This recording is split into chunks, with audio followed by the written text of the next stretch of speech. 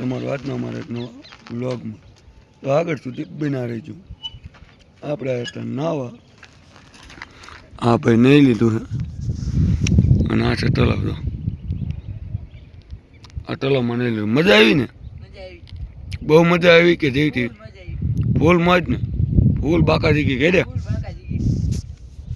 તો આગળ સુધી બના રહેજો, બીજું તમને આગળ દેખાડશું. જો આ છે એક પ્રકારનું ખડ, લીલું સમજાય જેવું દેખાય.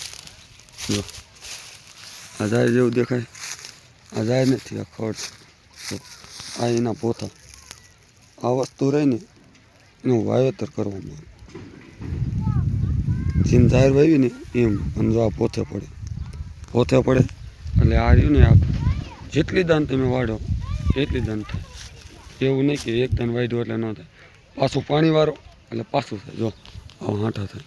જો વાઢેલું આ પાછું થયું. જો આ થયું. આ પાછું વાઢેલું જ છે. એમાં પાણી તો જો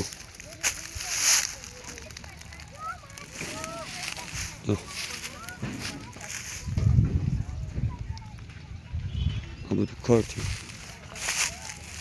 આ બધું ખડ થયું છે. આ વાયેલું ખડ છે. આ પાણી વાળે એટલે પાછું આવું લીલું સમથે.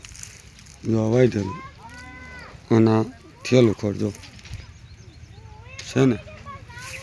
એટલે ખેડૂને ઉનાળામાં વાવેતર કરવું હોય અને ખેડૂને ડૂબા તાજા હોય તો એને આ વસ્તુ કરવા જેવી છે. જાહેર કરતાં આ વસ્તુ સારી. એવું નહીં કે એક બે વાટ રચકા હોય. રચકામાં કેમ આપણે 10 વાટ કરીએ, એમાં જેટલી દાન વાટ કરો એટલી દાન થાય. આ જો